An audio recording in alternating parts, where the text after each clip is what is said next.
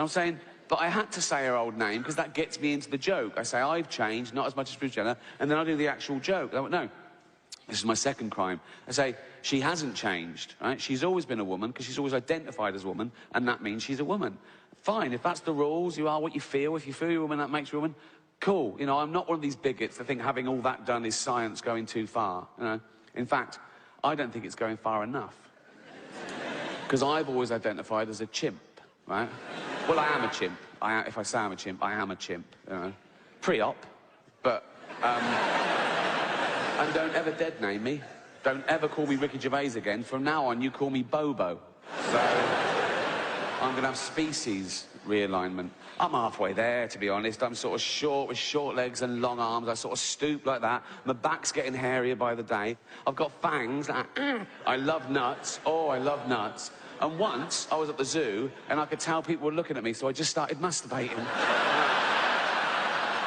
So, I am a chimp, right? I am a chimp, if I say I'm a chimp. And so I've got to live as a chimp for a year, then have hormones, get me all nice and hairy. That'd be lovely, right? I'm going to stay a male chimp, so I can keep all that, right? A male heterosexual chimp, keep the same girlfriend. Jane will be happy. She loves me. She loves chimps, so, you know. And I reckon that's got to be easier for a man to turn into a chimp. We're so close. Than for a man to turn into a woman in many ways. You know what I mean? A bit of hair and a top lip like that, as opposed to your cock and balls ripped off and a hole gouged out into... No, I'm not a doctor, but that is the gist of it. I know which one I'd rather have done. And I'm not saying I think chimps are better than women. No way. Right? Any ladies here, right? I can't see you, but to me, every single one of you is equal to a chimp. So I'm gonna have all that done. So hair with that, right? I'll do all that. I'll do all the. That. I'll retain the ability to speak English, like in emergencies. If I'm talking to Jane, I'm going. She's going. What is it, Bobo? What is it, Bobo? You left the fucking oven on. There's a fire. What are you telling me that if Caitlyn Jenner was being chased by a wolf, right? And there was a big fence, but she had a long pole, she'd revert. She'd be over that fucking easy. So, all that done, all that, all that, doing all that, right? I'll be legally a chimp. I'll be properly chimped up, right? I'll be able to use chimp toilets and everything, right? And then I'll be walking along Hampstead High Street, holding Jane's hand. Come on, Bobo. Like that, right? We don't even hold hands now, so I don't know why she's suddenly all over me just because I'm a chimp, right? But we'll be all in love, maybe matching jumpers. So, walking along, come on, Bobo, in love, just two guys, And then, if a bigot in a white van slows down and goes, that's fucking disgusting, I just fling shit at him and run up a tree. And that's why that joke isn't transphobic, so... Cheers.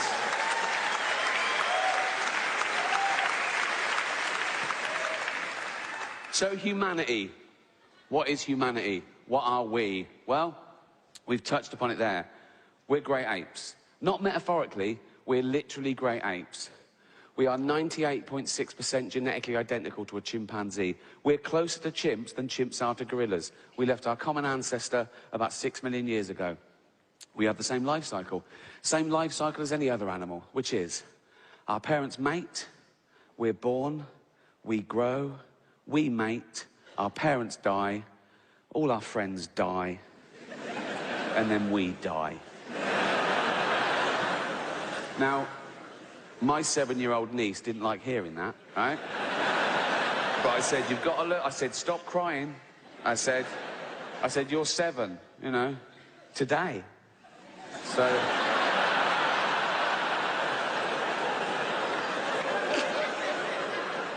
Any more grisly and this party's cancelled. So let's take the first of those, right? Birth. It's already an odd one for humanity because the human being is born before the end of its natural gestation period. And by that I mean, because of our evolution, our brain is so big, we have to get that huge head out early. That's why the skull is in parts and supple, right? And then we have to carry on gestating outside the womb. That's why we're so useless. Compare us to other mammals, right? A giraffe is walking along, it goes, oh, I'm proper pregnant, right? I'm gonna have a baby giraffe right here, right? Yeah, there it is. See you later, right? And the baby goes, Mum, can I get a... It's got to be fucking ready, right? We're helpless, right? Just think of that, right? 9 months, we're just growing in this perfect environment, just like that. Just everything's... It's like being a little Kate Bush video, right? And then suddenly, and you're being squeezed out of an hole near an arse. You're covered in shit, they're screaming. You go, I can't breathe. Someone goes, yes, you fucking can, right? That's the first 1 second of life on Earth. You don't know where you are. You can't choose where you're born. I was born in a place called Whitley Estate in Reading, right? Yeah, no, I wouldn't have chosen that. I'd have chosen Hampstead. I did choose Hampstead. It just took me 45 years to be able to afford it, right? Very different, my upbringing, you know, to how I live now. I know I live a privileged life now. Hampstead, ridiculous. Oh, it's a rarefied place, right? It's just like the grandchildren of poets and painters and me, new money, right? But growing up, it was tough. I don't know what it's like now, but in my day, my estate was really sort of rough and scary. It felt like wildlife. I was weak and vulnerable, right? And there was danger around every corner. The school I went to was on my street, and I ran there every day so I didn't get mugged or molested. And there weren't a lot of paedophiles in Reading, because the murderers had killed a lot of them, but there was still a couple, right? I moved to Hampstead. Oh, my God, there's no crime. I saw a knife once in Hampstead. It was a palette knife. Just a bloke just painting, oil painting, in the middle of the street, broad daylight. No one was gobbing on it or calling him Bender. It was weird, right? So, I know my life has changed drastically, but it wasn't always like that. And the reason I'm telling you this, as a famous person, you sort of read about yourself, you know, gossip and, you know, Twitter and everything. And one thing kept cropping up, even when I was preparing for this tour, people saying, oh, he's out of touch. He's so famous, he's rich, he's mega rich. I am. Right? I could have this place burned down for a laugh.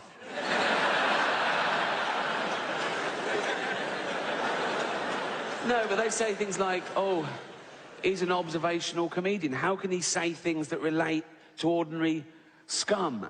And I say, don't call them scum, right?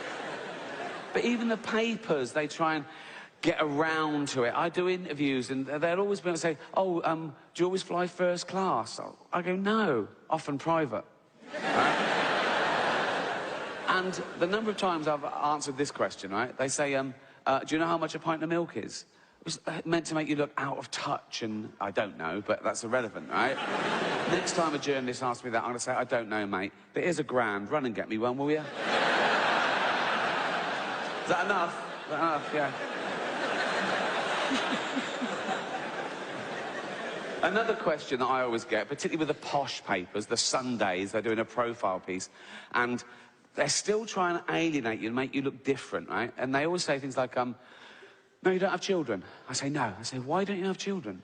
Which is a really odd question to ask someone, why don't you have children? As opposed to asking people, why do you have children, right?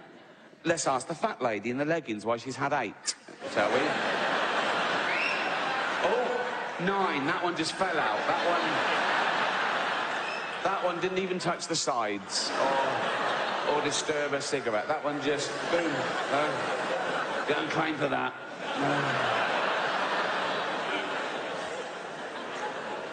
People say, oh, it's selfish to not have children. How can it be selfish to not bring a life into the world that doesn't exist on any level? It's not as a long sort of cabinet full of potential ghost fetuses going, we want to be born, right? But I've thought about it, and there's 3 reasons I don't have children, okay? 3 main reasons I don't have children, and I'll share them with you. Okay, here they go. 3 reasons, right? 1, there's millions. The world's overpopulated. No one's sitting around going, oh, Rick's not having kids, we're going to run out. 2, kids are scroungers, aren't they? I mean, from day one, it's all me, isn't it? Feed me, clothe me, pay for my chemotherapy.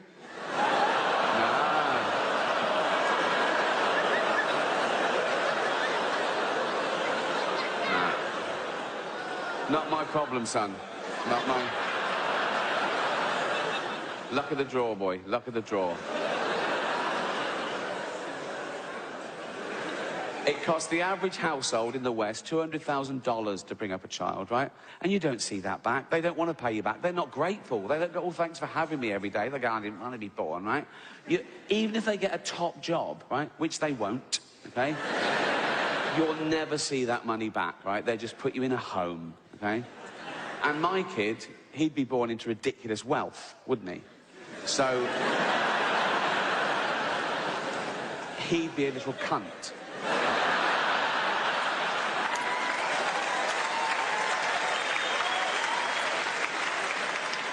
A little Hampstead cunt. Running around with all the other fucking little Hampstead cunts. Being all Hampstead and cunty. I'm a little Hampstead cunt. Yes, I know, yeah. These are my little cunty friends. Yeah, I know, it's obvious. Well, I can tell from your little fucking cunty hats that you're little Hampstead cunts, you little posh Hampstead. And on the one hand, he'd know he was a little fucking Hampstead cunt. I'm a little Hampstead cunt. Yes, we know, everyone knows, right? He'd know that, right? And on the other hand, he'd know that he could never live up to being as brilliant as his dad, right?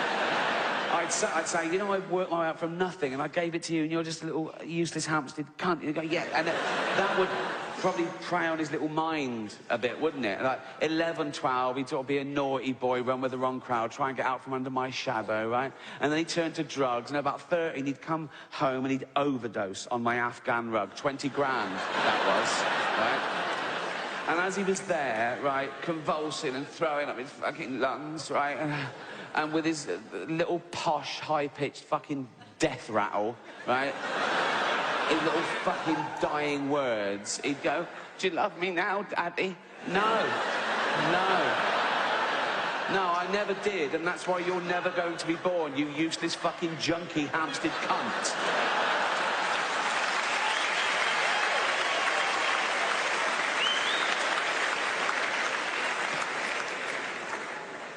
Like poor Kevin Hart. See, Kevin Hart, he got the job hosting the Oscars. It was his best day ever. He was on Twitter going, oh, I've wanted to do this all my life, right? And then someone found these 10-year-old tweets, right? That they were sort of childish, sort of shitty, homophobic tweets. It was about his son. He was mucking around. He said, oh, my son's doing so-and-so. I hope he's not gay. There was a massive backlash. He went, oh, sorry, I'm not homophobic, really sorry. He deleted them, right? And said, I'm really sorry.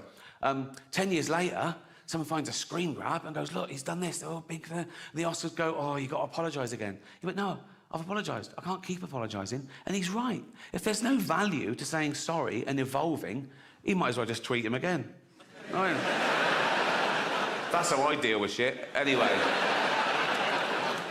But if you're the type of person to revel in someone getting cancelled for something they said 10 years ago, you're just ensuring that one day you'll be cancelled for something you said today. You can't predict what will be offensive in the future. You don't know who the dominant mob will be. You know, like, the worst thing you can say today, get you cancelled on Twitter, death threats, whatever, the worst thing you can say today is, women don't have penises, right? Now, no one saw that coming. There are no 10-year-old tweets of people saying... you won't find a 10-year-old tweet of someone saying women don't have penises. Shush, no, shush. Thank you, but shut the fuck up. No fucking whooping or just laugh. But shush. Everyone calm down. Shush. Shush, I'm filming this. Shut up, you cunts. Thank you very much. Some people find them hilarious, some people find them the least funny person in the world. And when someone says to me about another comedian, they say, oh, they're not funny.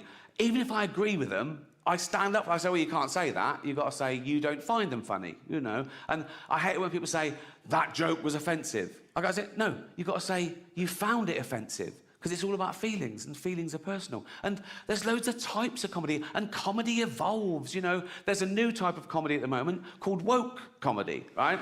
No, it's Very progressive, you know. There are some clubs now where the comedian has to sign a thing saying he won't say anything contentious or he won't say anything that could offend anyone. It's a safe space for the audience. Woke comedy. And I tried to watch a bit of it, and I decided, down the law, right? And it's all stuff like, comedy should punch up. You should never punch down. You should never punch down. Sometimes you've got to punch down. Like, if you're beating up a disabled toddler.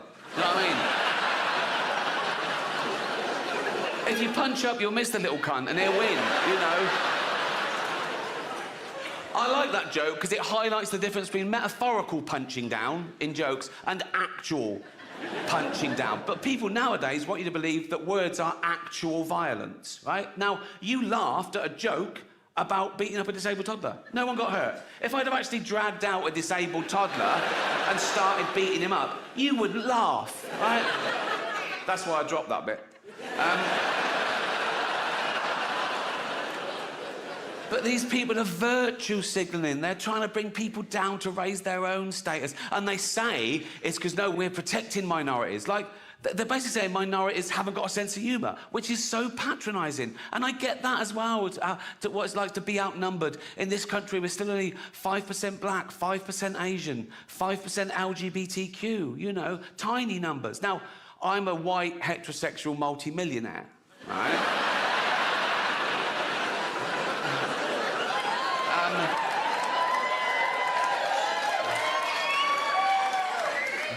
There's less than 1% of us.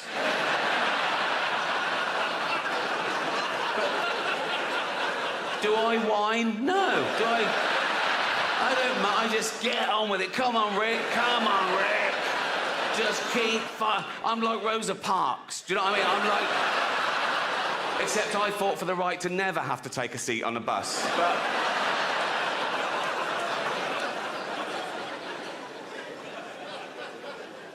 Just people complain about things they don't have to watch. It doesn't affect them, you know? And, again, everyone's got the right to be offended and complain, but they've got to know that we're not trying to offend. That's not our aim, you know? We're trying to make you laugh. We're trying to give you a good time. And, yeah, here's the deal, right? So I riff. If I say something tonight that's so offensive, so off that you've never heard anything so fucking off the charts in your life, right?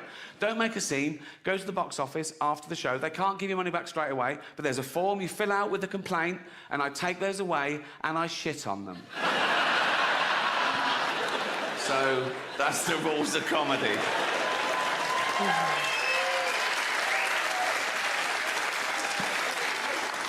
Supernature. Why supernature? Well, for two reasons. One, I wanted the old-fashioned women. Oh, God. You know, the ones with wombs. Oh. Those fucking dinosaurs. No,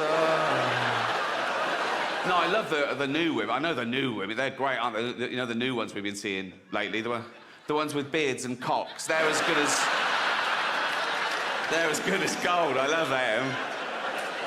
No, it's the old-fashioned. And now the old-fashioned, they go like, oh, they want to use our toilets. Why shouldn't they use your toilets? For ladies. They are ladies. Look at their pronouns. What about this person that isn't a lady? Well, his penis. Her penis, you fucking bigot.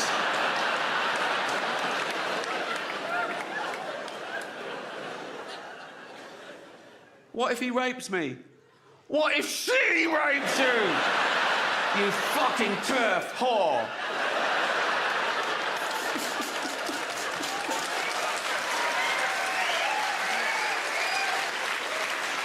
And he's looking down on civilization, and he suddenly goes, I'm sick of all this bumming. I mean, what the... Oh, come on, lads, what? Oh, look at... I've warned them. It's in the Bible. No bumming. Not in those words. Leviticus 28:11. Any man who lieth with another man as he doth a woman, they are both an abomination and shall surely be put to death. Basically, no bumming, right? So he went, right, they're taking the piss, I've got to do something. Oh, how can I punish? I know, AIDS. You know, like he did with light, just like, oh, what is dark? What can I do? Light, right? Let there be light. Same with this, right? Let there be AIDS, right? And there was AIDS, right? Not on Earth, but up in his laboratory, right? So he'd made the AIDS, like oh, there, right? And he'd go, oh, horrible little things, right? And he'd go, right, there you are. Oh, you couldn't see them, but he could see them there, like that, right? And he went, right, you're AIDS. They went, well, what? He went, you're AIDS. They went, what's that? It's like the worst disease ever. And they went, oh, brilliant. And he went, Netflix have already bought this, fuck them, right?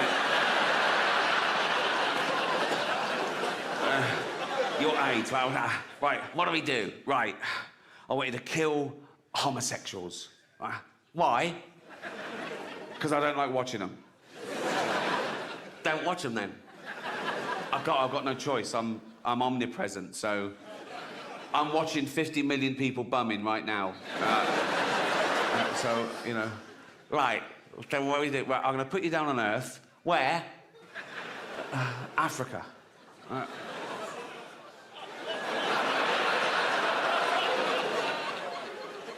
Why Africa? They're dying anyway. That's not me saying that, is it? That's God. That's God saying that.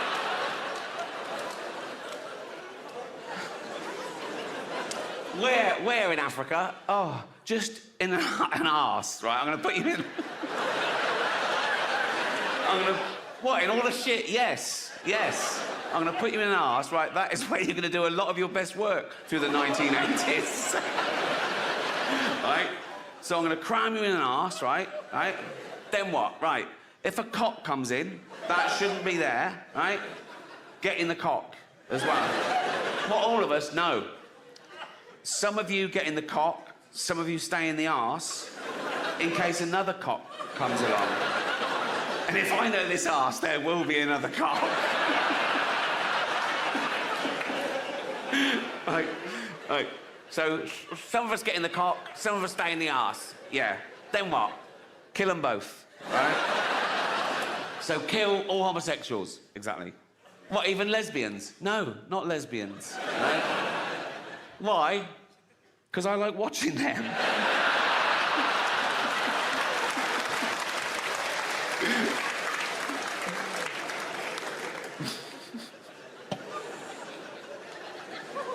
Twitter once. Do you remember a few years ago that terrible disaster in Oklahoma, the hurricane? People lost their lives and their livelihood, and I donated to the Red Cross and I tweeted about it with a link saying you can donate here too, trying to help them with their drive.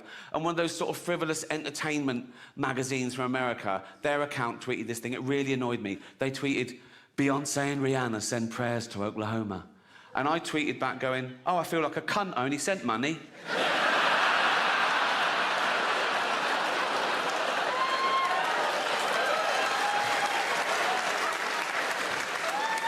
Someone tweeted me once, would you come to the bedside of a dying child and tell them there's no heaven? I tweeted back, is it a paid gig?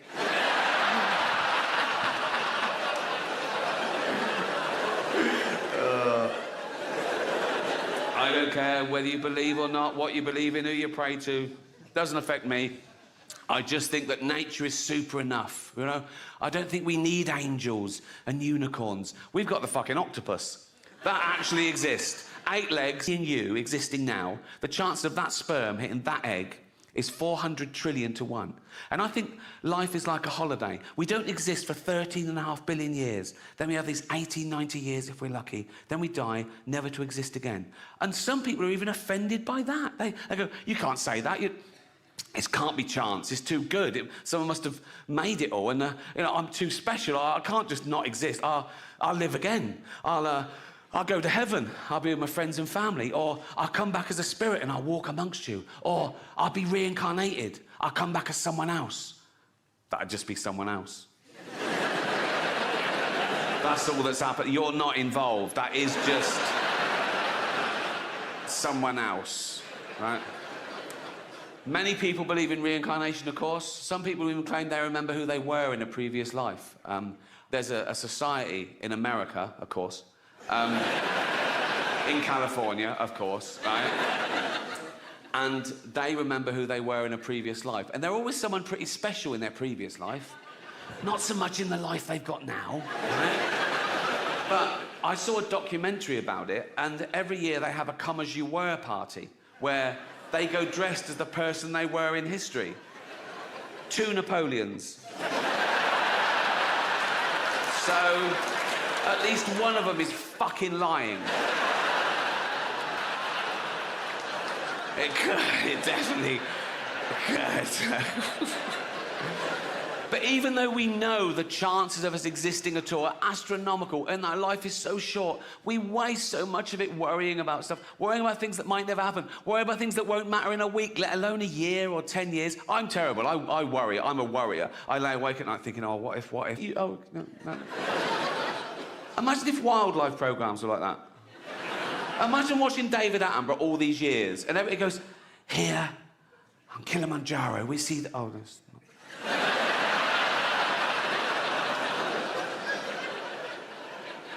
And by the banks of the Limpopo, the elusive... Oh, that's not... You'd stop watching the cunt. I've never seen a ghost. The pedo hunter shows, on the other hand, there's usually a couple in the crew just in case, you know what I mean? Particularly if it's a BBC production. Oh, shut up.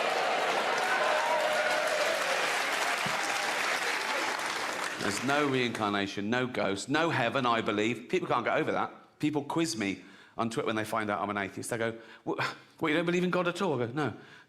Do you pray? I go, no. They go, why don't you pray just in case there's a God? And I say, why do you put garlic over your door just in case there's a Dracula, right? And I've got no problem with praying, you know? I know loads of nice Christians and Muslims and Jews, right?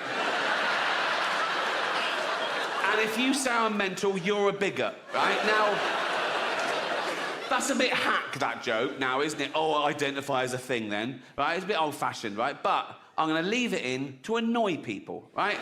Because that's the bit that'll offend people. Same as humanity. I talk about AIDS, famine, cancer, the Holocaust, rape, paedophilia. But no, the one thing you mustn't joke about is identity politics. The one thing you should never joke about is the trans issue, right? They just want to be treated equally. I agree. That's why I include them. You know?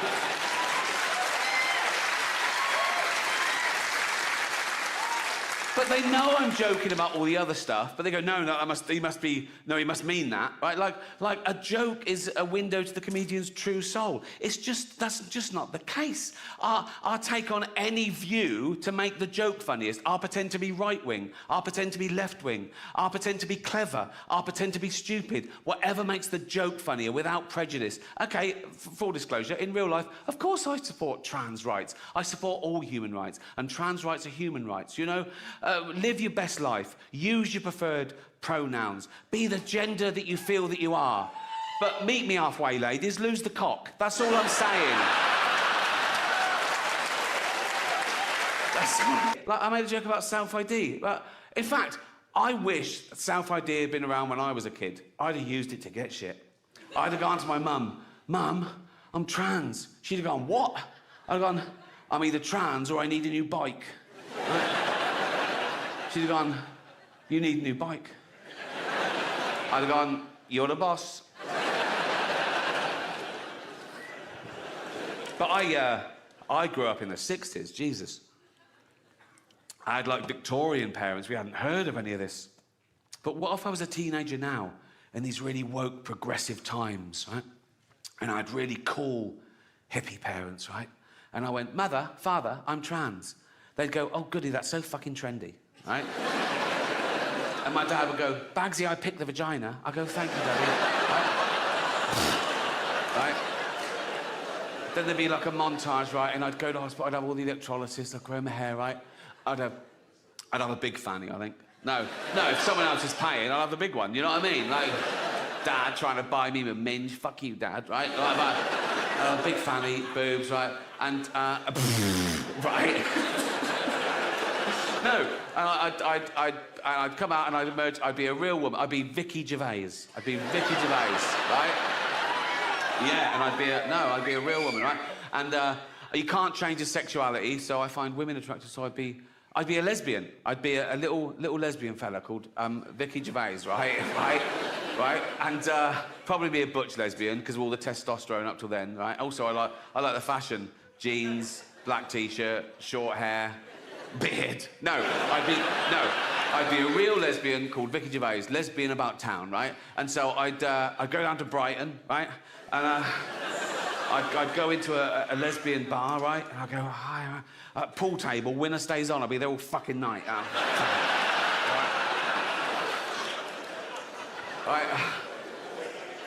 This joke isn't worth it for the punchline. The punchline is shit, really. So just enjoy the journey, right? Right. So I'd look around and I'd find one of them pretty lesbians, right? This is so childish and misinformed. It hurts, right? I'm going to leave it in, though, right? So, no, I'd find a pretty lesbian. This is pathetic, right? Even for me, I can't do this with a fucking straight face, right? And I'd go over that. I go, hi, you a lesbian? She'd go, yeah. Are you a lesbian? I go, yeah, just a bit. Look at that, right? And she'd go, that is a lovely fanny. I go, fucking cost enough. She'd go, what? I go, nothing, right? And then I'd be wooing her, right? I'd be doing all like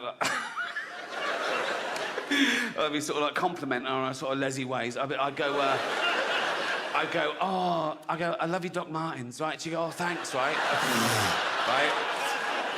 She'd go,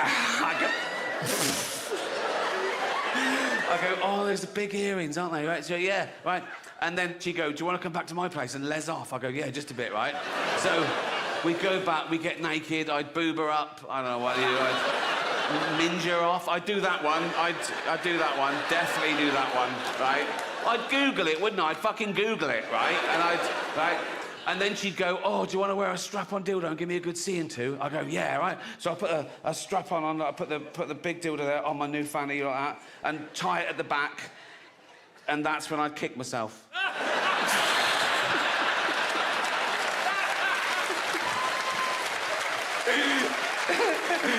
I told you it was shit, didn't I? Oh, God. Oh, women. Not all women. I mean the old-fashioned ones. You know, the old-fashioned women. Oh, God. You know, the ones with wombs. Oh. Those fucking dinosaurs. No, I love the new women. I know the new women. They're great, aren't they? You know, the new ones we've been seeing lately. The ones with beards and cocks. They're as good as gold. I love them.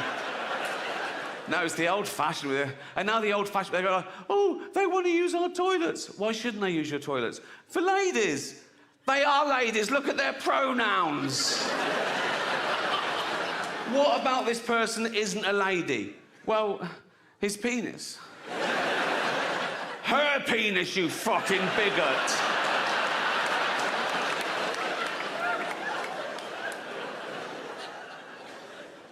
What if he rapes me? What if she rapes you? You fucking turf whore.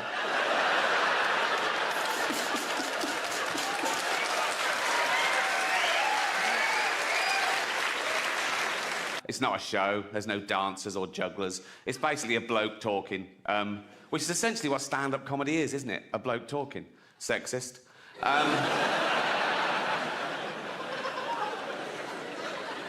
What about all the funny female comedians? Like, No. Right. No. I'm not doing that. Okay, right.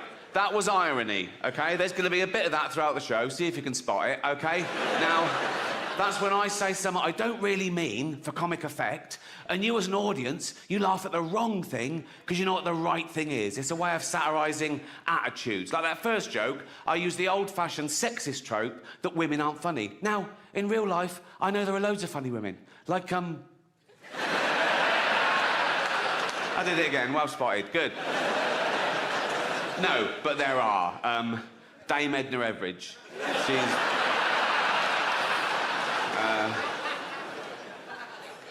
Eddie Izzard. She's brilliant, isn't she? She's not only a great comedienne, she's She's also a great actress, isn't she? But fat people say, I'm fat, I'm overweight. Do you know why? Because I eat and drink too much. That's what does it. I don't judge fat people, I just know how they got fat. If I see a fat person, I go, well done. You know, you've eaten way more than you'll ever need, same as me, right? If I see a fat couple, I go, yeah, that works, right? But then as they're walking along, right, and you see their little fat toddlers, and you go, ah, that's not fair, right? And the mother always goes, they love cake. Of course they love cake.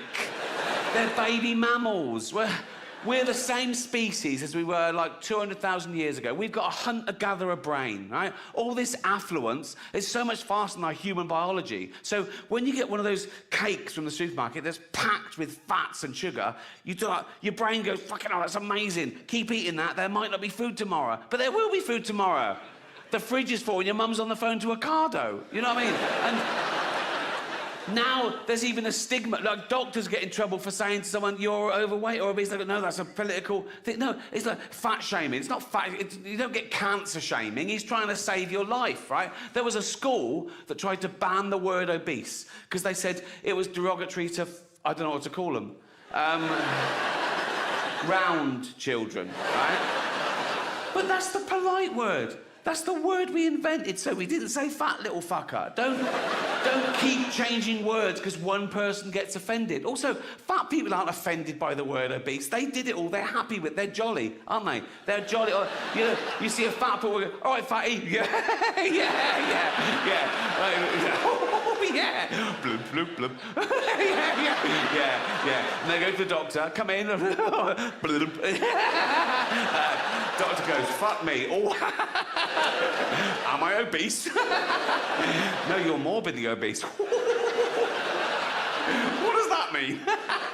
Means you're going to die of it. Oh, does it? All right. What, straight away, or...?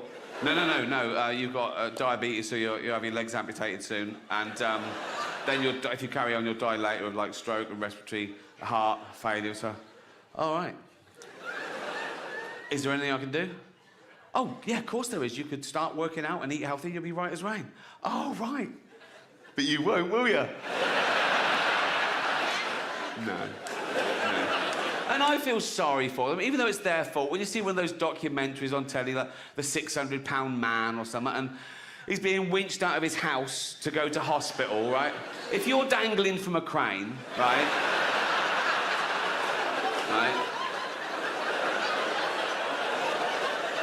And you see a film crew, right? You know you fucked it.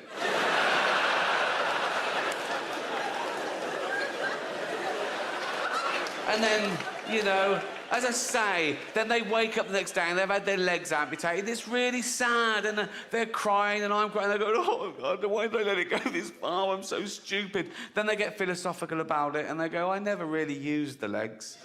So... And well, then it's lunchtime, and so, you know... And they go to the nurse, you didn't throw them legs away, did you?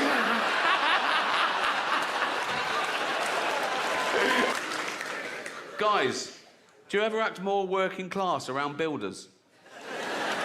I do. I can be walking around Leafy Hampstead, right? Book of poems, right? Scarf, right? Just humming Brahms, right? And if some scaffolders go, Ricky, I go, all right, you cunts, how you doing, boys? Like that. And I tell you that, why am I trying to impress them? I've always been fascinated with human behaviour, right? But as I said at the beginning, we're the only species that allows the universe to understand itself. But we see all nature through our eyes. So it all comes back to us. Why are we here? What makes us? Is it our genetics or the environment? The old nature versus nurture argument. The psychologist Piaget was once asked, what's more important for the intellect of a person, nature or nurture? And he famously replied, what's more important for the area of a field, length or width? All right, mate, if you don't know the answer, just fucking... But psychology, psychiatry, neuroscience, it's still in its infancy. And we still know so little about the brain. And 150 years ago, we knew nothing. It was all guesswork, right? And everything was just mental. If you weren't a white, sort of heterosexual, married Christian man, right? If you deviated too far from that, it was mental. They just went mental, like that. Like homosexuality, mental illness, you were put in an asylum for life, or worse, tortured. Women who fell pregnant out of wedlock, mental, asylum for life, right? And now we understand things more, we're more tolerant, I think it's going too far the other way, though, because now nothing's mental. You can't find somewhere that nothing is considered mental. Everything is a syndrome. I actually joined a gym, literally on my road, I discovered. I've got a gym in my house, I got bored with that. But I thought, if I join a gym, if I pay in advance, like pay a year in advance, right, then I'll try and get value for money and that'll make me go. Then I remembered, oh, I'm fucking rich. It doesn't, you know what I mean? I could join a different gym every day for a laugh. Just go along and go, there's £2,000. They go, see you tomorrow. I go, you'll never see me again. And I go about once a month and I sort of do 10 minutes on the machines and I sort of run home like that, right? I don't use the changing rooms there. I've got a thing about changing rooms, public changing rooms. I always have. I know. I'll tell you why. I don't know if it's the same in ladies' changing rooms, but men are so proud of their offal, right? If I'm in a public place, I have a shower, right? 1 minute, towel, corner, pants on, right? There's blokes walking around naked before the shower, talking to each other, like that, after the shower. There was one bloke in the shower way too long, right? It took ages, right? And he got out, no towel, just dripping wet, just went up to the mirror and started doing his hair first. I was in there there was just me and this really fat bloke once in the change room. I was getting changed, and he was there, and he was really big, like 350 pounds, right? And he was naked on one of those precision scales. And he was there for fucking ages, like that. And I was looking at that, he was like that for ages, ape. And some people on social media get annoyed when I say we're apes, you know, religious types, Americans. One bloke said to me, speak for yourself, dude, I ain't no ape. And I sent back, well, you are, because we're all apes. He went, nah, what's a gorilla ever done? We've walked on the moon. I sent back, what do you mean we? You've done fuck all. You've spelt moon wrong. It's weird, isn't it, when people take credit for the sort of rest of the species, because that's what's pushed civilization forward, you know, a few geniuses along the way. Like, there's 8 billion people on this planet. Most of us do nothing. We eat shit and die. Like, if there was a meteor heading towards Earth to definitely destroy it, 4 billion people would get down on their knees and pray to their particular god, and a few hundred scientists would work out how to get Bruce Willis up there to stop it. It's an odd concept, praying, for me. I can't work out how God decides. All those people praying at once for different things. Is it like best idea wins, or is it a democracy? Like he puts things at each issue, he goes, right, votes for and against, you know? If it's a democracy, we're in trouble. We're a tiny nation. Like, next time there's a flood warning in the West Country, if we're all going, oh, I hope everyone's okay. If the whole of China is going, yeah, fuck Bristol. There's a billion of them. More about China later.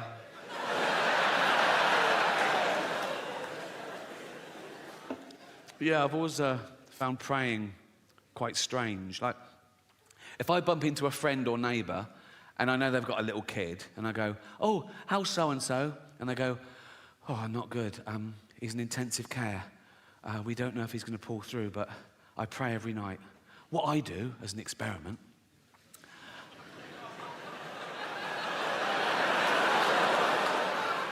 I go home and I pray twice that he doesn't make it. I don't do that. Years old as Homo sapiens. We've been around as hominids for a few million years, and of course, along with every other life form that exists at the moment, we've been evolving for 3.5 billion years. Everything that exists at the moment all came from the same little blob of organic matter 3.5 billion years ago. That's why it annoys me when people say, oh yeah, humans, we're the most evolved. We're not the most evolved. We're no more evolved than the slug or the snail. People go, oh, come on, look at them. Yeah, they got it right early doors. Nature keeps testing them. Do you want eyes? No. Not really. No. I have noticed one thing about the slug and the snail. Let's not split hairs, let's be honest. The snail is basically a slug with a shell on it, isn't it, right? But if you pull the shell off the snail, it starts giving it all, oh, I'm dying. And the slug is like, welcome to the real world. 35, 40, if you're lucky. You're born, you grow, you mate, you're playing with your kids, you get a cut, you go, oh, what's that, dead? Right? But now with antibiotics in medicine, we've pushed that forward. A child born today can expect to live to about 100. And scientists said soon that'll be 120. And science also said that in the near future, there's no reason with proper care and attention that human beings won't regularly live to 150 years old, which is amazing until you remember that we get a set number of brain cells, right? Which we only lose. You can't get them back. So in the future, there's going to be 15 billion people on the planet, you know. Half of them are going to be over 100, and they're all going to have Alzheimer's. It's going to be like Dawn of the Dead. It's going to be fucking horrible. My auntie died of Alzheimer's. I don't know how you die of Alzheimer's. She forgot to live. Right?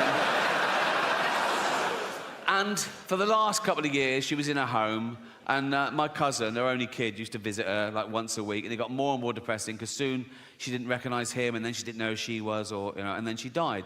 And at the funeral, we were sort of reminiscing about the good days, about some of the funny, absent-minded things she said and did, and we realised, oh, probably that was the beginning of the disease before it was diagnosed. And this is a true story.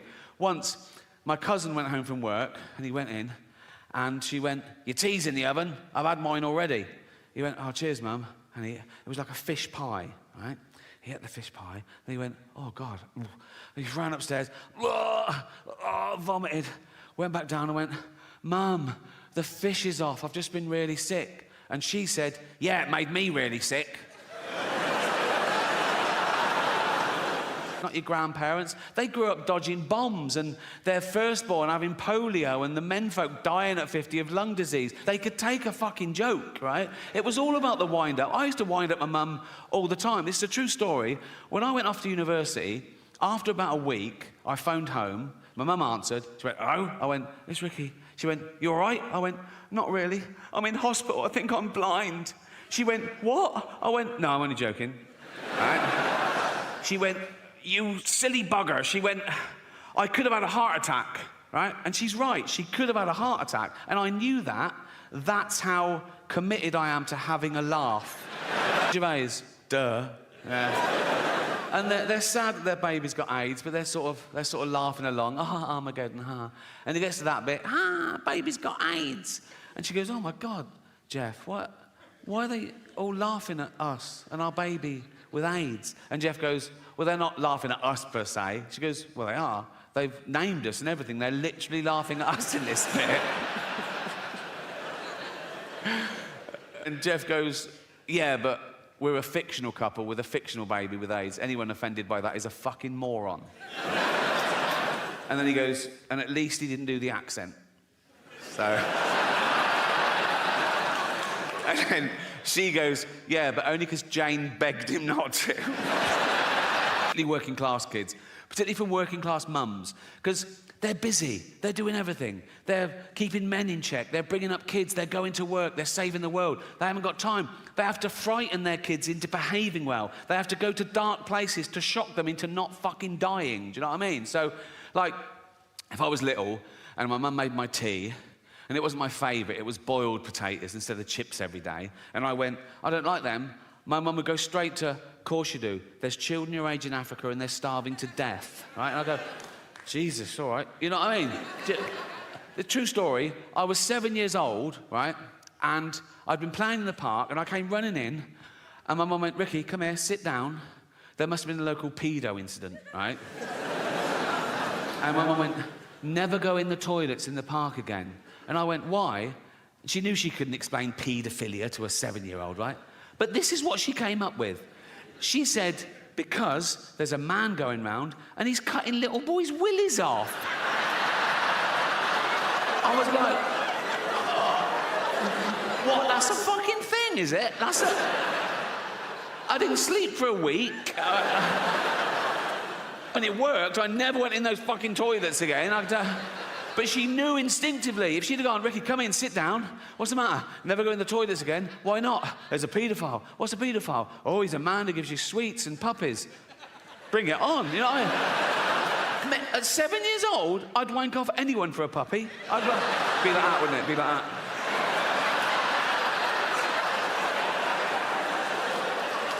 Gonna get a puppy here. I'm getting a puppy. I'm getting a puppy.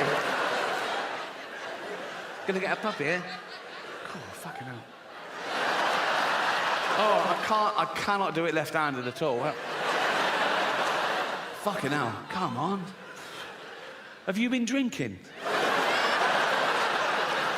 Oh, Jesus Christ. Come on. Fucking hell. Oh.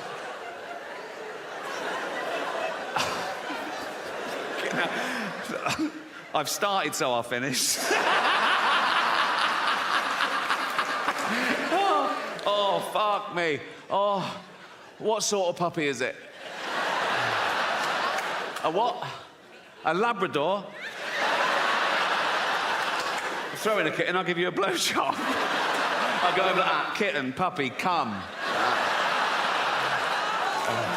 Evidence of people murdered in the Holocaust, and he films them coming into a Jewish cemetery, and they each leave a stone on the grave to represent their family members that were murdered, and it builds up, and it's very moving. And so I think I get the ambiguity. Does it have a sad ending? Yes, in the sense that 6 million Jews pointlessly lost their life, but no, in the sense there was still enough left over to build a little rockery.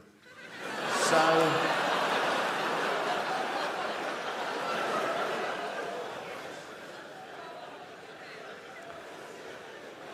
I asked one question myself on this. Is James Corden in it?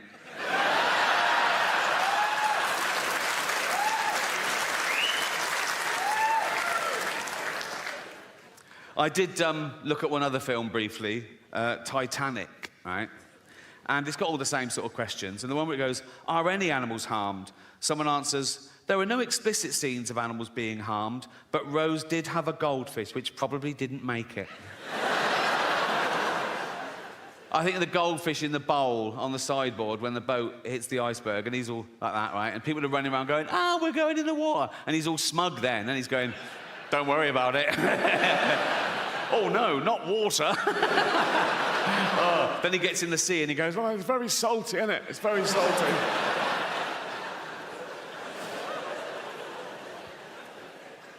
Barn. And the mother's suspicious, right? And she goes, is it Old Yeller all right? He went, yeah, he's fine. But the kid knows that he's been bitten, right? And soon, Old Yeller starts foaming at the mouth and, getting aggressive. And the mother turns up with a gun, and the kid goes, no. And she goes, you know we've got to do it, boy. He goes, yeah, but he's my dog. I'll do it.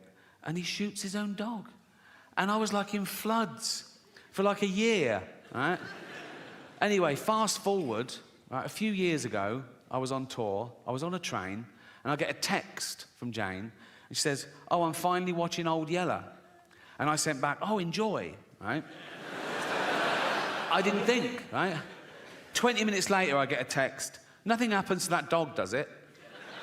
I couldn't believe my fucking luck. I thought she knew, So I sent back, no, of course not. 1 hour later, I get a text, you cunt.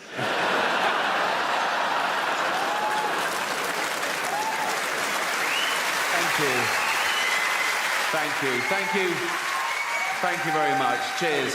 Thanks to everyone who bought a ticket. If you bought a platinum ticket, the money goes to an animal charity, and you've raised $2 million so far, so thank you so much.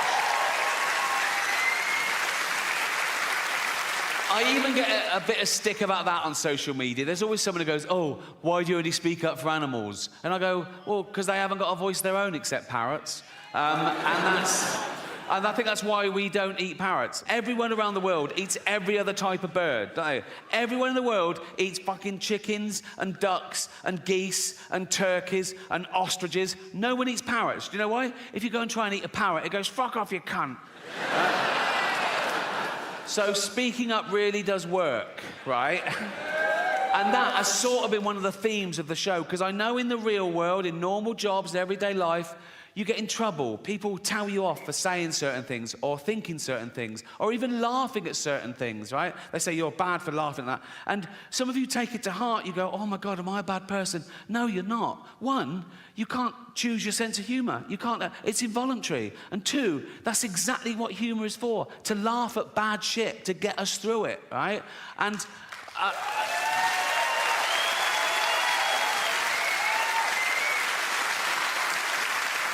And we've established you can't even choose your own thoughts. How often have you been on a train station and you've suddenly thought, what if I just pushed that bloke?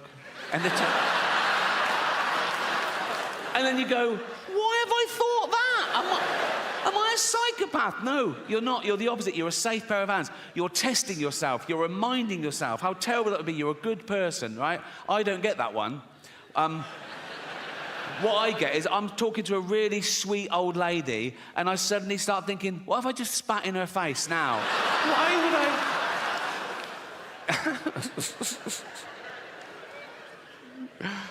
I... Another theme of the show has been words change and I'm woke, haha. But here's the irony.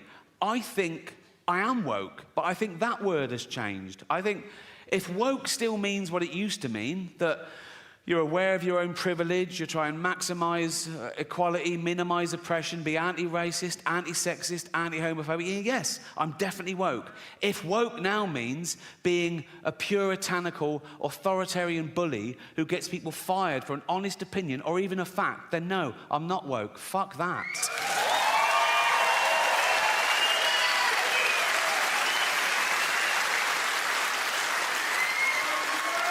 But here's the deal. To each their own, laugh at whatever you find funny. All laughter's good and you're amazing. Good night.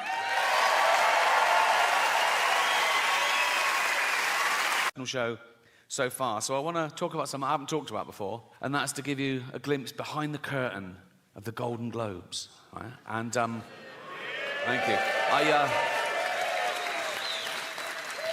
I last hosted the Golden Globes in 2020. It was the 5th time over a 10-year period, and I liked them more and more, and the last one was my favourite, because the world changed in that 10 years. You know, like the first time I hosted them in, like, 2010, the press of America, I hated me. Right? Who is this annoying Brit insulting the most important people on the planet? By the last time I hosted, they were like, yeah, go on, fuck them. Fuck them, right? Because... ordinary people had got sick and tired of being lectured by these multi-millionaire, nothing wrong with that, these liberal elite entertainers telling them how to vote and how to recycle, when everyone knew they were getting free jet rides to Pedo Island. So it really hit the zeitgeist. But it was always the same deal. Whenever they said, do you want to host? I said, yeah, I'll host. I said, but I'm going to write all my own jokes, which was unheard of, apparently. I said, I'm going to write all my own jokes, and I'm not going to rehearse, so you can't hear the jokes beforehand, you can't cancel any. And they let me do that. I did have to show a lawyer the jokes about an hour before to make sure I hadn't broken any laws, and I never had, because I know the law. Sometimes the lawyer would go, are you sure you want to say that? Right? And I go, is it legal? They go, yep, technically. I go, let's do it, right? I've never had a joke stopped by the Golden Globes. That says something about them, to be fair, right? So, anyway, thank you. This last time, they said, oh, you've got to see the lawyer the day before now. I went, OK, great. So I was driven to the Beverly Hills Centre, and they're all setting up, right? And the photos of the A-listers are all in their chairs. I go, oh, there's Brad, there's Liz. And they went, good. I went, oh, great. I went, yeah. And then the head lawyer, he was about 60 years old. He had, like, white hair. He went, oh, yes, there was one thing. Now, I did this joke. I don't know if you remember. It went, the world got to see James Corden as a fat pussy. He was also in the movie Cats, but no one saw that. And it goes on, at one point I go, but Dame Judi Dench said it was the role she was born to play because she loves nothing better than plonking herself down on the carpet, lifting her back leg and licking her own minge. Right? So, this lawyer went, he said, this is all true, by the way. He went, when you say James Corden is a fat pussy, that's just referring to his role in Cats, right? I went, yeah. Yeah, definitely. Nah. And he went, OK, great. I thought... This is easy. I wanted to go, call yourself a lawyer, right?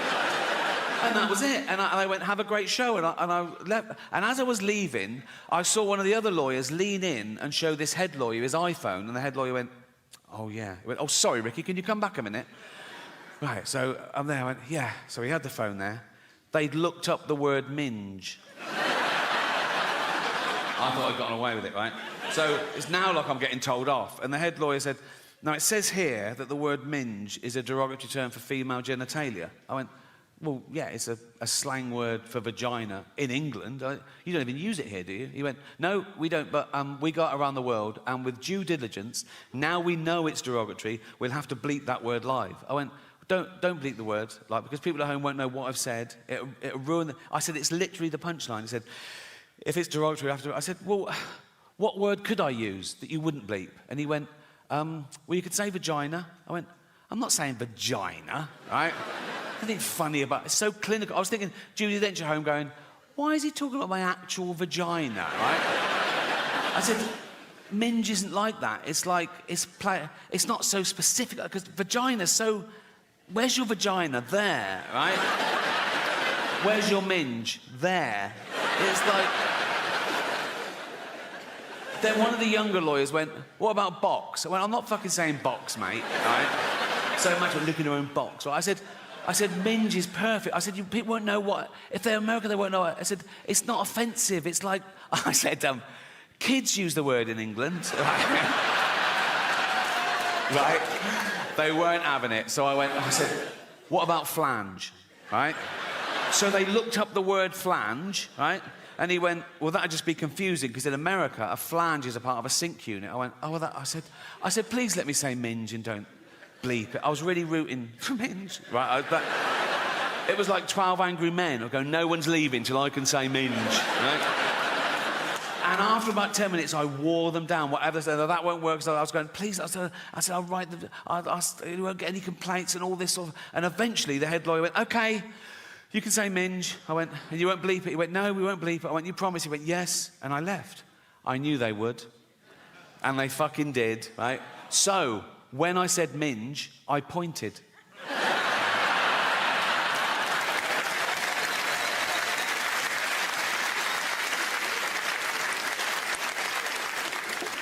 The most frequently asked question I get about the Golden Globes is always, was someone so angry about what you said about them, they came up to you afterwards and I always go, oh, God, no. I wouldn't even say if that had happened, because I don't like gossip, to be honest, right? There was one guy I thought took it the wrong way, right? It wasn't a bad... No, the cameras went to him, and I'm not in control of the cameras, so I think he was caught in the headlights. It was Elton John, right? But it wasn't a bad joke. I was introducing Madonna, OK? And I later found out that him and Madonna were in this feud, and he hated being mentioned in the same sentence as it. But I didn't know at the time. I was confused, right? And it wasn't part of the monologue, but I'm there for like 3 hours, right? And now and again, the stage manager put a head around the door and go, do you want to introduce so-and-so? And I go, yeah, fine. And I come out and I either do it straight or I ad-lib. And this was little ad-lib, because I saw Elton in the front row, right? So this was a joke. I came out and I said, our next presenter is the Queen of Pop. Not you, Elton. Sit down, right? And it sort of went to him, he sort of went... And I was like, oh, fuck, he hated that. And I was thinking, why is he... I said, oh, God, do you think I'm homophobic? Oh, I'm not homophobic. And it's always in my head. Then I thought, he must have heard worse, right? In the 1980s, right, when Elton John was in the closet, he wasn't out, he was married to a woman, right? He was also chairman of Watford Football Club.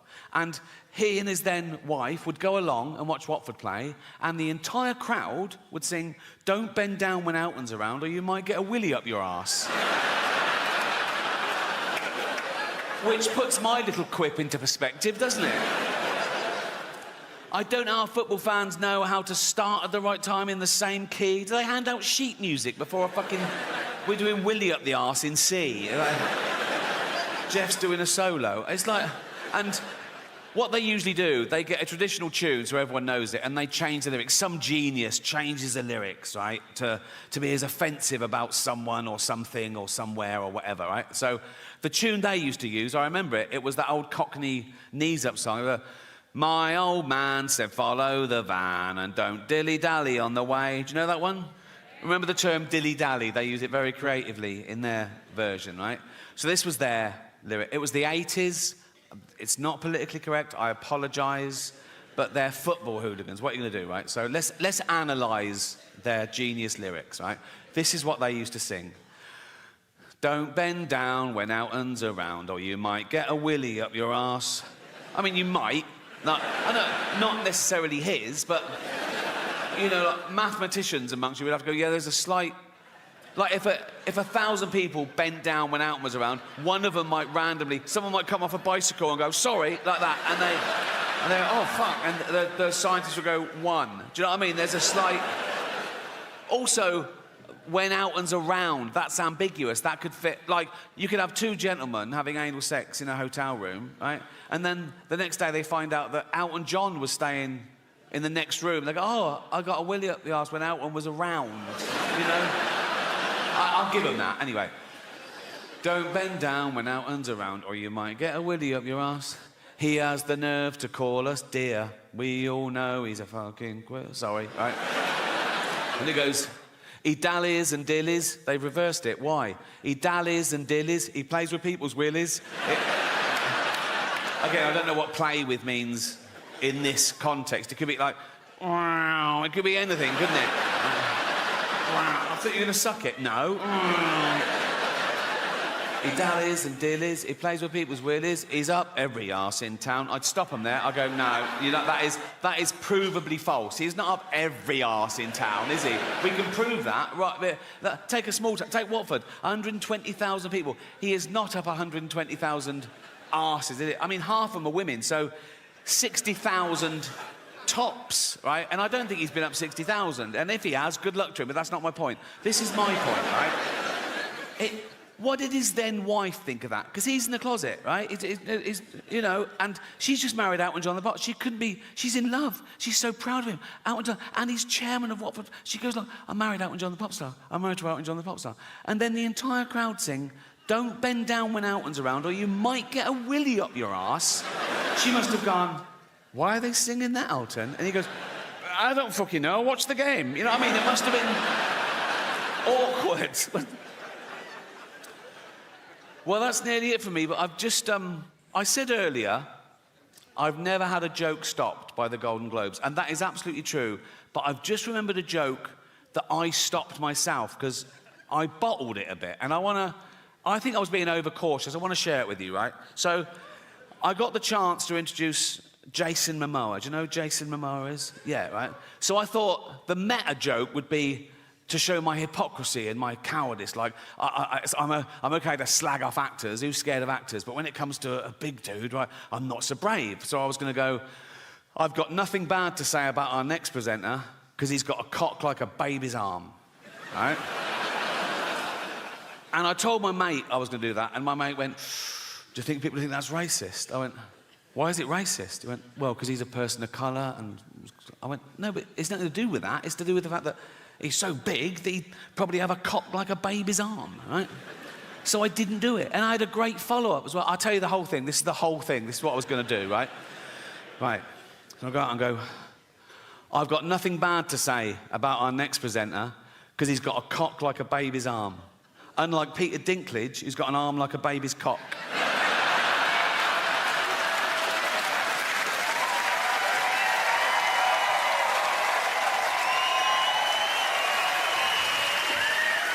I reckon it's the next 10 years that I will. But as of now, my arsehole has never let me down. Very underrated, the human arsehole. Everyone goes, oh, the human brain, the greatest computer known to man. All the human liver can regenerate itself. Your arsehole is working 24/7. Even when you're asleep, it's like that. You're not coming out. You're not coming out. You're not coming out. Nope. You're not coming out. And you're not coming in.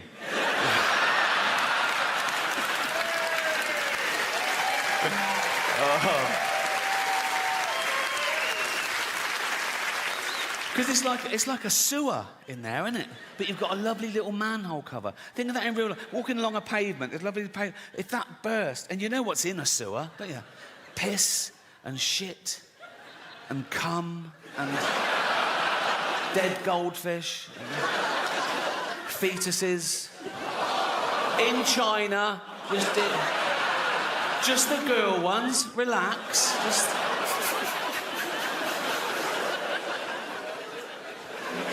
I'm at that age now as well, because I'm in entertainment. People say, oh, you can have a facelift. I go, no.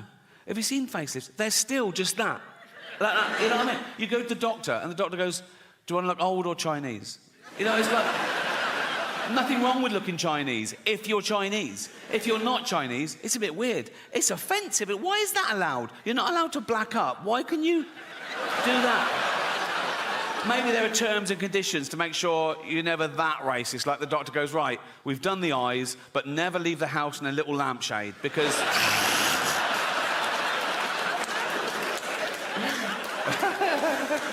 Oh, so childish. It's so childish. But I hope you agree it was a positive show. It wasn't about death, it was about life. And some people are so worried about dying, they forget to live. And some people are so scared to do something. Oh, no, that's dangerous, that's dangerous. All the most fun things are dangerous. Roads are dangerous. Alcohol is dangerous. Alcohol is a poison. I should know. I sell it. Dutch barn. Right? So, yes. Right. Alcohol gives you brain disease, liver disease, kidney disease, heart disease, mental illness, but it does loosen you up at parties. So... Think of all the babies born through alcohol, yeah. Many of them deformed if the mother carried on drinking. But the good thing about being born deformed is, you... Hear me out. The good thing about being born deformed is you can start drinking at a much younger age and no one gives you... Do you know what I mean? You see a normal kid drinking, you go, you little bastard. You see a deformed kid drinking, you go, yeah, go on. You know what I mean? You know what I mean. You're 8 or 9, you've had 27 painful operations, you've met Ollie Murs, have a drink, you know. Well, as you can see, I run out of quality material. What you feel, if you feel you're a woman, that makes you a woman. Cool, you know, I'm not one of these bigots that think having all that done is science going too far, you know. In fact, I don't think it's going far enough. Because I've always identified as a chimp, right? Well, I am a chimp. If I say I'm a chimp, I am a chimp, you know. Pre-op, but... and don't ever dead name me. Don't ever call me Ricky Gervais again. From now on, you call me Bobo. So, I'm going to have species realignment. I'm halfway there, to be honest. I'm sort of short with short legs and long arms. I sort of stoop like that. My back's getting hairier by the day. I've got fangs. I love nuts. Oh, I love nuts. And once, I was at the zoo, and I could tell people were looking at me, so I just started masturbating. So, I am a chimp, right?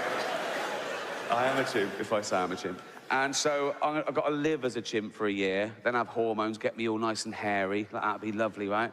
I'm going to stay a male chimp, so I can keep all that, right? A male, heterosexual chimp, keep the same girlfriend. Jane will be happy. She loves me. She loves chimps, so, you know. And I reckon that's got to be easier for a man to turn into a chimp. We're so close.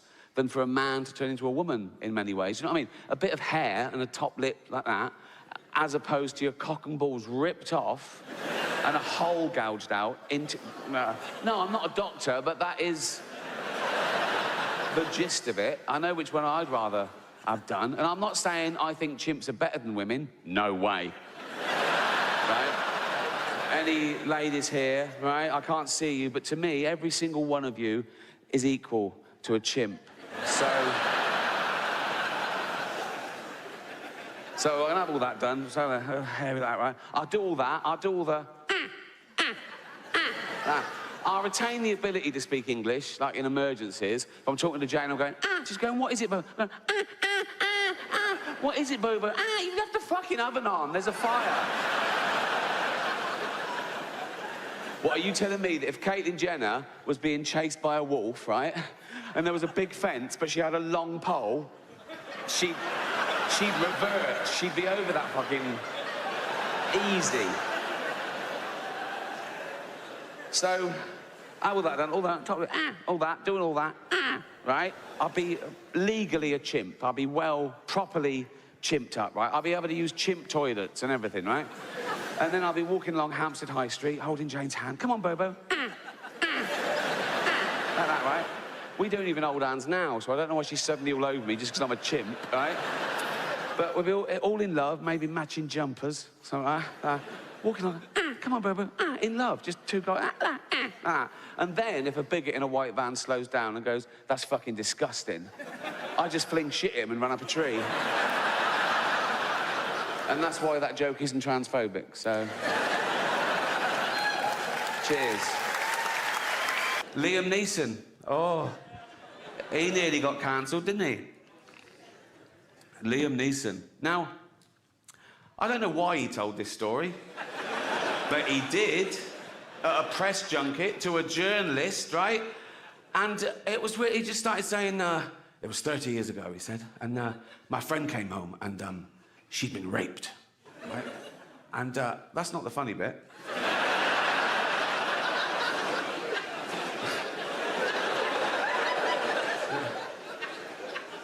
He said, she'd been raped. I said, what did the guy look like?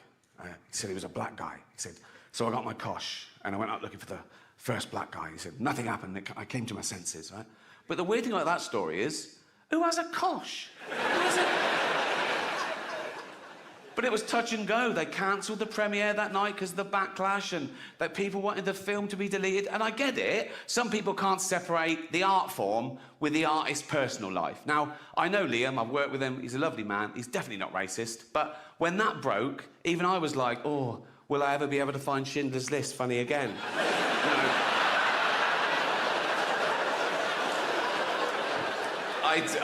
I do still find it funny, obviously.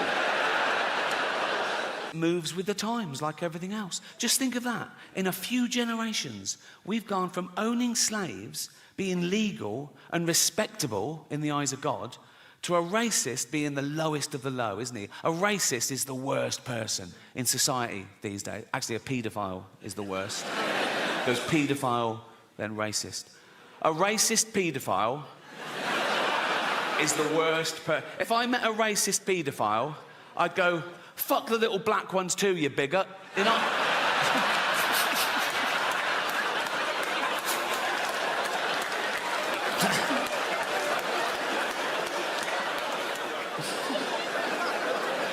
That's fine, that's fine, it's fine. They won't cancel me for that.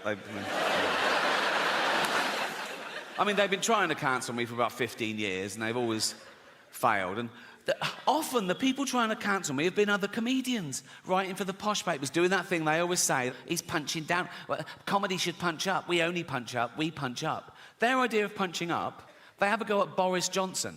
How the fuck is that punching up? You know, the cunt is learning disabled. He's like this fucking waterlogged Gary Busey, fucking albino Eggman thing. He can't string a sentence together. Have you heard him talk? He's like, he's a fucking moron. I punch up. I have a go at people like, I don't know, Stephen Hawking, right?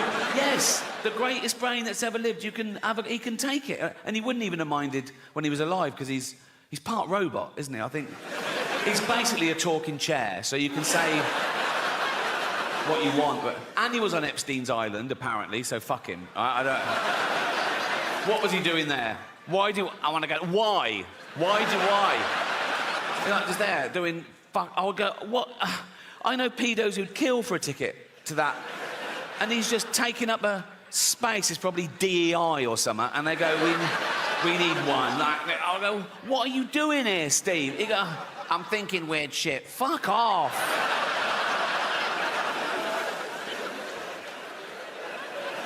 That is probably a hate crime. That is. It's a big buzzword at the moment, isn't it? Hate crime. Whatever happens, someone always goes, oh, was it a hate crime? Why? Makes it so much worse. Does it? Why? If I was just walking home tonight and someone randomly jumped me, beat me up, mugged me, stabbed me, threw acid in my face, I wake up in intensive care, beep, beep, beep.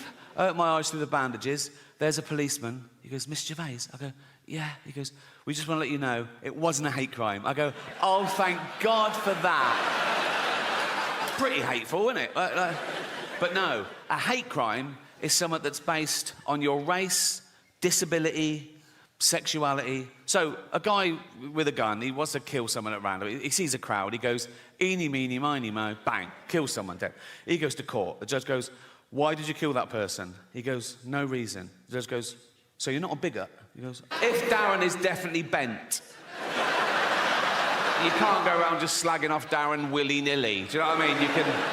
You can get sued in this country for saying someone's gay if they're not, you know, which is a homophobic law, because you can't be sued the other way around. You can't be sued for saying someone's not gay if they are, which seems unfair, doesn't it? Like, I could go up to Britain's biggest gay and go, all right, Alton, all right, and he'd love that, he'd fucking love that. If that's your game, you want to be top of the pile, so to speak, right? I'd go, all right, Alton. He'd go, yeah. I'd go, ha, ha, ha, ha, ha, ha, you're not a gay. He'd go, I bloody am. He'd go, I'm going to sue you. I go, you can't. You can't. He'd go, but know that I am gay. I go, I don't believe you are. He'd go, well, come on with me and see the shit I do if you don't believe me.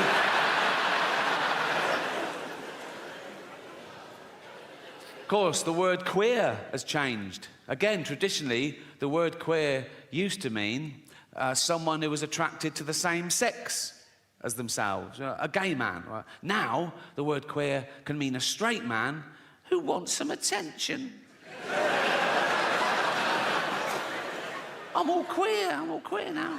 Are you? Yeah, I'm right queer now. I am. Are you? Yeah. What about your girlfriend?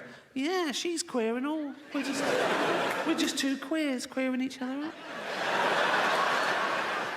Suck a cock? Nah. No, didn't think so. I'm not that sort of queer. What sort of a queer are you? Dyed my hair blue. So did my grandmother, and she fucking loved cock, so what are we saying? I have no evidence for that. The word handicapped, right? Again, traditionally, that was the politically correct term, the all-inclusive term for cripples and shit, right? But then they went, no, we want to be disabled. They didn't want to be disabled.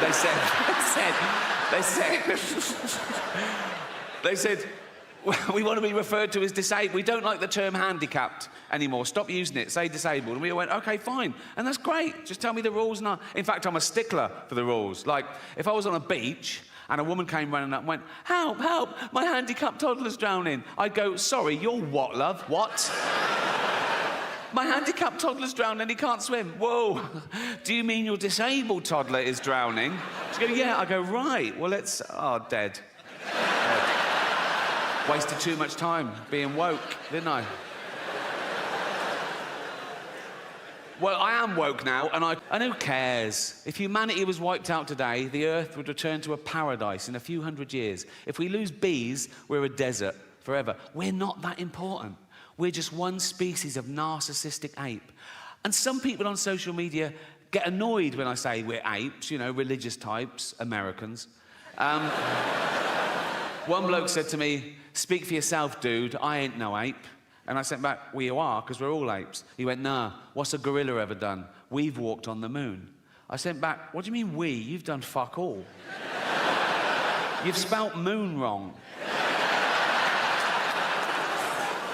It's weird, isn't it, when people take credit for the sort of rest of the species, because that's what's pushed civilization forward, you know, a few geniuses along the way. Like, there's 8 billion people on this planet. Most of us do nothing. We eat shit and die. Like, if there was a meteor heading towards Earth to definitely destroy it, 4 billion people would get down on their knees and pray to their particular god, and a few hundred scientists would work out how to get Bruce Willis up there to stop it.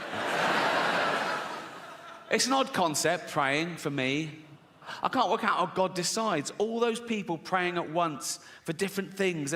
Is it like best idea wins? Or is it a democracy? Like he puts things at each issue, he goes, right, votes for and against, you know? If it's a democracy, we're in trouble. We're a tiny nation. Like, next time there's a flood warning in the West Country, if we're all going, oh, I hope everyone's okay. If the whole of China is going, yeah, fuck Bristol...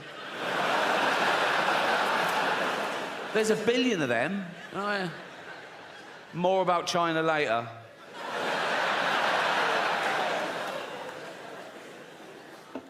Yeah, I've always found praying quite strange. Like, if I bump into a friend or neighbour and I know they've got a little kid, and I go, "Oh, how's so-and-so?" And they go, "Oh, not good. He's in intensive care. We don't know if he's going to pull through, but I pray every night." What I do, as an experiment,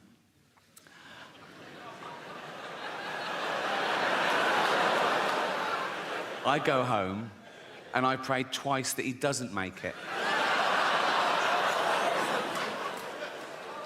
I don't do that. On a serious note, I've been doing a... I'm at that age where I'm glad we haven't got a Harold Shipman knocking round. Do you know what I mean? Those of you too young to know who Harold Shipman is, right? He is our most prolific serial killer, right? He killed 300 people. He killed old people. That's my point. He'd have his eye on me, go, "Oh, give him a few more years."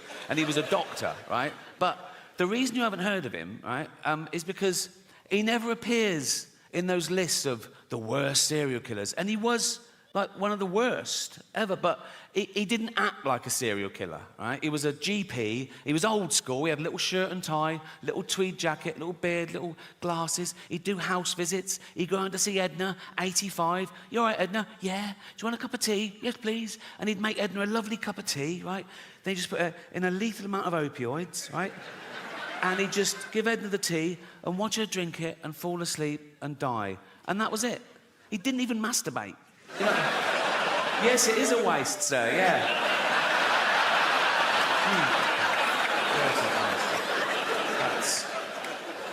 And they reckon he got the idea when he was a little lad, Harold Shipman, little Harold Shipman. He watched his mum dying of lung cancer, being given morphine, and somewhat triggered him. He thought, "I'll grow up, become a doctor, and I'll do this." I don't know whether it means that he liked the way the morphine got his mum out of pain. So these were like mercy killings, like, you know, reliving the kindness. Or the opposite, he was jealous of old people who lived longer than his mum should have, so he was punishing them. I don't know, doesn't matter. Actually, it does matter, because if you can really understand why someone does something like that, you might spot the signs in the future and stop a crime before it happens. You know, I always think that when there's a school shooting in America, right, it's usually some emo, right, who goes into a kindergarten, kills about 30 toddlers, turns the gun on himself, right? And all the eyewitnesses, they always say the same thing. They go, "Oh, he was a loner, he sat at the back, he was shy, he was bullied." Let's round those cunts up now. Do you know what I mean? It's like, go into a school, see who the bully's smashing up, right? Go, "I'll take it from here, mate, thank you," right? And drag that little dweeb off to Borstal or jail or so. Go to the bully, go and find another one. You know what I mean? He's doing a great job, but we need more. But they're beating up future child killers. I was listening to the radio in England a few weeks back, Radio 4, quite highbrow. There was a discussion about political correctness. My name came up straight away, right? And there was this woman on there going, "Oh, yeah, well, it's not right. Ricky Gervais, he makes jokes about fat people. He wouldn't make jokes about gay people, would he? And being fat is like being gay." What? No, it's not. What? You can't choose your sexuality. As we've established, you choose whether to eat too much or not. You know, with your sexuality, you're born, you grow up, you discover you like same-sex relationships, and that's it. You're gay, okay? For being gay to be the same as being fat, you'd have to be born, be straight, grow up knowing you're straight, but gradually and consciously wean yourself onto cock.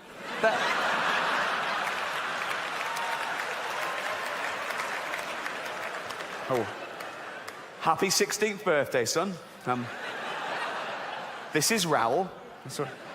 Suck his cock. Sorry, father? Suck his cock. 16 now, suck his cock.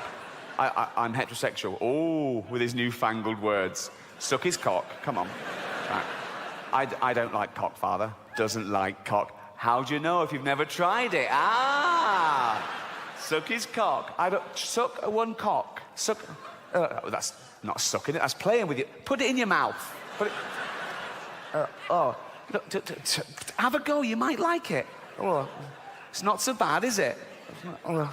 I fucking love these. If that happened, then being gay would be the same as being fat, but it doesn't, so it's not, okay? I was on a plane last year, okay, going from New York to LA, okay? And me and my girlfriend were one side of the plane, there was the aisle, and the other side, there were these two huge fat women, okay? Proper fat. One of them just got on and went, "Can I have a belt extension?" "Yeah, of course you can, you've earned it," right? So, proper. In fact, I was thinking of calling the pilot out and going, "Should one of us swap with one of them? Otherwise, we're just going to Canada." Do you know what I mean? And one of them was even fatter than the other one, okay? And she was there, and she'd got on the plane with one of those takeaway buckets of fast food. Bucket! I mean, there's your first clue. When did that happen?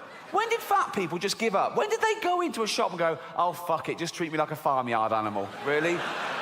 Give me it in a bucket. In fact, just strap it to my fucking head, and I'll just... A bucket? Really? You want your meal in a bucket? Yes. Right? So, she's there, and she's chowing down, right? And I swear, she turns to her fat friend and says, "This is the best fried chicken I've had all day."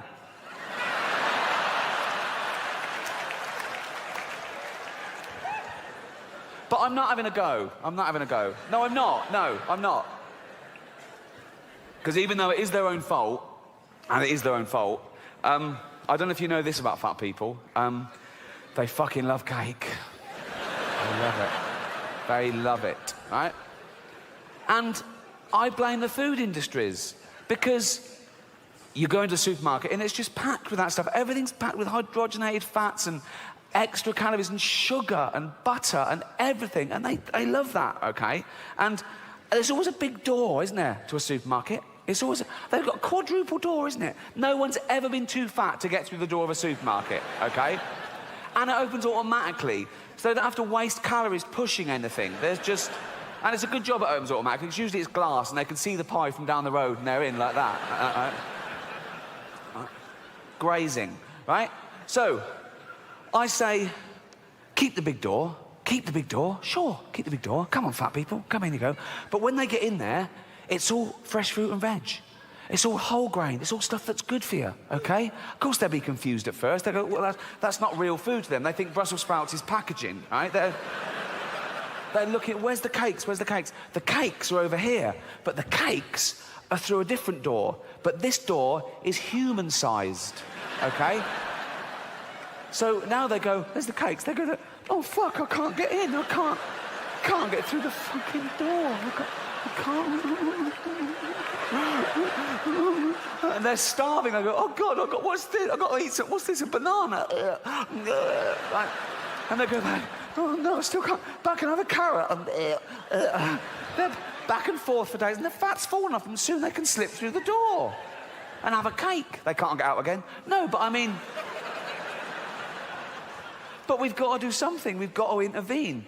And people say, "No, it's nothing to do with you. It's up to them. It's their body. It's their life." And that's true, but we don't say that about wearing crash helmets. Or if you've got a heroin addict in the family, you don't go, "Oh, it's his life. He loves heroin." You know, you go, "No, you've got to stop this. Please don't die." And you get him and you throw him in a cupboard for 3 weeks or something. You can't throw a fat person in the cupboard. You'll be back in like me. But, you know... Heroin addicts, they don't weigh anything. You can throw them around willy-nilly, right? But, in fact, when they're lying there with a needle hanging out, you just get the needle and flick, and they just go into the cupboard like that, okay? Fat people, you've got to lure them in. A little trail of chocolates, and they just follow that anywhere, like that. But we... Hello. Hello.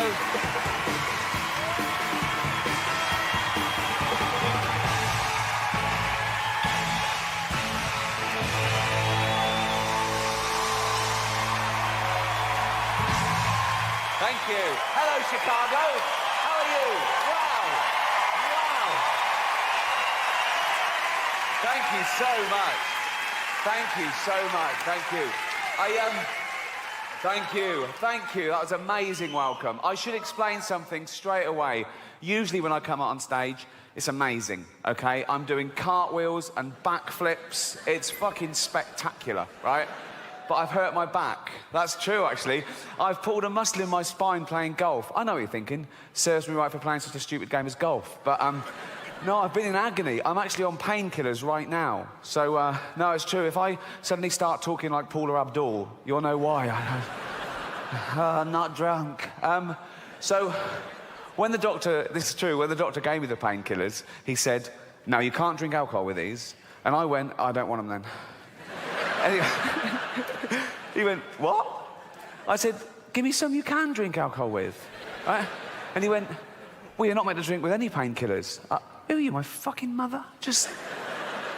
So I've been walking around like the Elephant Man for days, but without the big cock, obviously. I assume he had a big elephant's cock to match the head, though that would make things all right then, wouldn't it? That would sort of balance it out. No, because then he'd look in the mirror and he'd sort of go, oh, no. Oh, look at that fucking head. Oh, hold on, though, what's going on down here? Hey! Oh, swings and roundabouts, let's celebrate. The buns are on me. So, yeah, that's my problems. I didn't cancel, though. Don't you hate that when an artist cancels? You turn out and goes, concert cancelled due to sore throat. Oh, or I couldn't go on, I was depressed. Oh, poor little artist. Oh, can you imagine a labourer trying that? Turn out and going, I've got a little tickle and I'm fed up. Oh, move the fucking bricks, mate. Never cancel. I had a gig in Dublin a couple of months ago, okay, and as you know, Dublin is in Ireland, which is off, it's off the coast of Great Britain. It's not part of Britain, but it's very close. It's sort of like our Cuba, I suppose. It's like...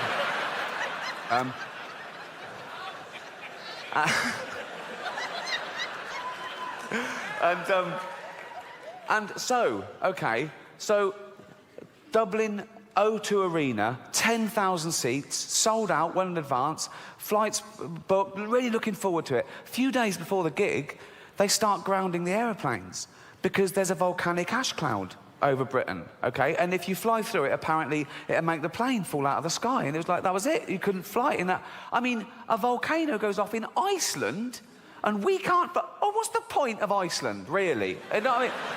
What are they... Just fill in all the volcanoes with concrete, okay? Just... In fact, tarmac the whole country and make it a car park for real Europe, because it's a waste of fucking space, okay? And so, I'm thinking, well, I've got to get there. I can't cancel. And there were sort of pop stars and people coming over, they were cancelling their flight because they couldn't get in and out. I thought, I can't. So, I hired a helicopter to and from Dublin. It cost me £12,000, right? Just because I couldn't bear to let anyone down or take the ferry. They were still running, sure. But that would have meant mixing with the general public. This is about as close as I am. So,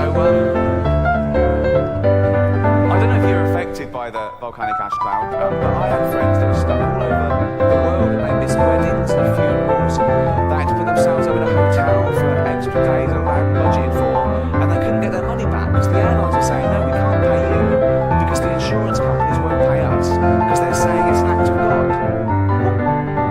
What is an act of God? No, if you believe in God, that's sort of the definition of him, isn't it? That he does everything. Isn't that right? Everything is an act of him. He's all-powerful, he's everywhere at once. He invented everything, there was nothing before him. He invented time, everything. He's across it all, okay? He doesn't miss a trick, and he's not absent-minded. A volcano going off, it's like him going, fuck on, lift the oven on. You know, it's... And who are these insurance companies that can decide what is and isn't an act of God? How do they know, okay? Have they got a hotline to God? They call him up, do they? Ring, ring, ring, ring. Hello? Can I speak to God, please? Speaking. Oh, I didn't think you'd answer the phone yourself. What do you want? That volcanic ash cloud. Was that you?